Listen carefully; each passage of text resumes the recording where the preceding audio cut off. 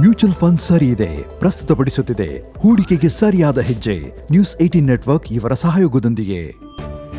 To know mutual funds ಏನು ಅಂತ ಅಂದ್ಬಿಟ್ಟು I didn't wanted to go in depth. ಯಾಕಂದರೆ ಅವ್ರು ಹೇಳಿದ್ರು, ನಾನು ಫಸ್ಟು ಯಾವುದೋ ಒಂದು ಸ್ಮಾಲ್ ಅಮೌಂಟಿಂದ ಸ್ಟಾರ್ಟ್ ಮಾಡಿದೆ.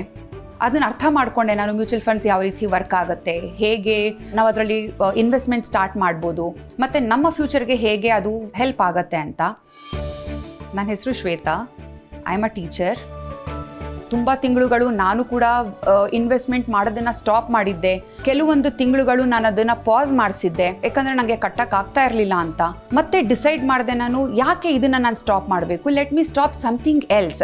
ನಾನು ಬೇರೆ ಕಡೆ ದುಡ್ಡನ್ನ ಇನ್ವೆಸ್ಟ್ ಮಾಡೋ ಬದಲು let me start investing in the mutual fund, ಯಾಕಂದರೆ ನಾನು ಆಲ್ರೆಡಿ ಗ್ರೋತ್ ನೋಡಿದ್ದೆ ನಾನು.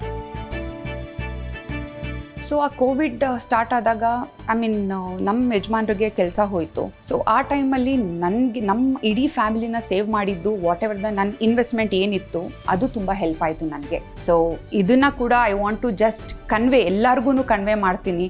ಮ್ಯೂಚುವಲ್ ಫಂಡ್ ಅನ್ನೋದು ಒಂದು ಸತಿ ನೀವು ಅರ್ಥ ಮಾಡಿಕೊಂಡ್ರೆ ಇಟ್ಸ್ ಜಸ್ಟ್ ಮಿರಾಕಲ್ ಅಂತಲೇ ಹೇಳ್ತೀನಿ ನಾನು. It's a magic. Mutual fund ಹೂಡಿಕೆಗಳು ಮಾರುಕಟ್ಟೆಯ ಅಪಾಯಗಳಿಗೆ ಅಧೀನವಾಗಿವೆ. ಸ್ಕೀಮ್ ಸಂಬಂಧಿತ ಎಲ್ಲ ದಸ್ತಾವೇಜುಗಳನ್ನು ಗಮನವಿಟ್ಟು ಓದಿಕೊಳ್ಳಿ. ಮ್ಯೂಚುವಲ್ ಫಂಡ್ ಸರಿ ಇದೆ ಪ್ರಸ್ತುತಪಡಿಸುತ್ತಿದೆ ಹೂಡಿಕೆಗೆ ಸರಿಯಾದ ಹೆಜ್ಜೆ. ನ್ಯೂಸ್ 18 ನೆಟ್ವರ್ಕ್ ಇವರ ಸಹಯೋಗದೊಂದಿಗೆ.